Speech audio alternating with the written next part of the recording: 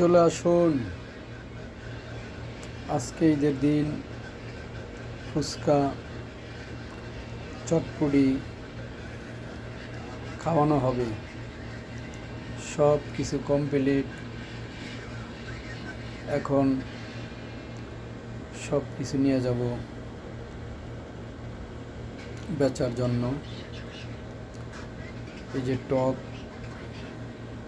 এই যে ঘুগনি, এই যে আলু, এই যে ডিম, এই যে শসা, এই যে কাঁচামরিচ, এই যে ধনেপাতা, এই যে পেঁয়াজ, এই যে মশলা, সব কিছু কমপ্লিট।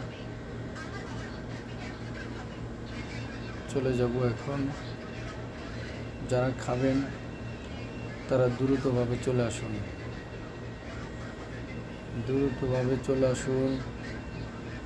চলে আসুন দ্রুতভাবে। চটপটি খাওয়ার জন্য সব কমপ্লিট হয়েছে।